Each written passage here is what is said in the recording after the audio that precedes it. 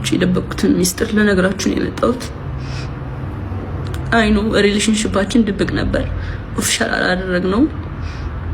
እሱም የኔ ጥፋት ሊሆን ይችላል፣ አይሆንም ይችላል፣ አላቅም። ሜቢ አሁን ማወራላችሁ ወሬ ብዙ ወሬ ስላለ ነው። እና ከጆን ዳንኤል ጋር ሪሌሽንሺፕ ውስጥ ነበርኩኝ።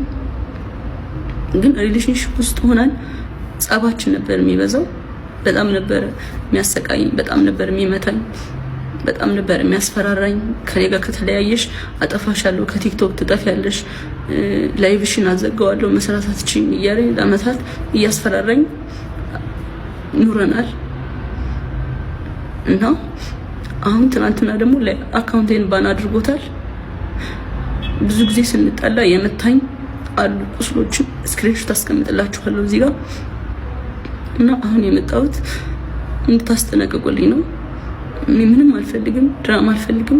እኔ የማስተዳድረው ቤተሰብ አለኝ።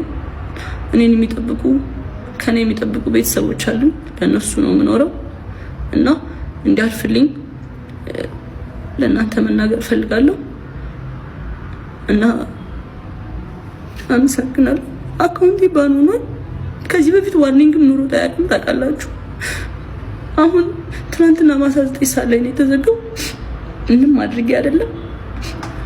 እና ከአመታት በፊት ላይቬን ሁሌ ነበር የሚያዘጋብኝ። ይሄ ማስረዳለ ቲክቶክ ላይ ብዙ የሚያውቁኝ ሰዎች አሉ፣ እነሱም ያውቃሉ።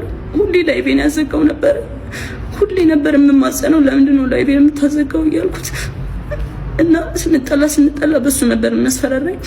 ላይቬን እያዘጋ ነበር የሚያስፈራራኝ። ምንም አታመጭም እያለኝ። ይሄንን እናቱም ታውቃለች፣ እህቱም ታውቃለች፣ ሁሉም ቤተሰቦቹም ያውቃሉ እኔን አቢዩዝ እንደሚያደርገኝ። እና አሁን የመጣሁት በቃ እንዲጠነቀቅልኝ፣ እንዲያርፍልኝ፣ እንድታሳርፉልኝ ነው።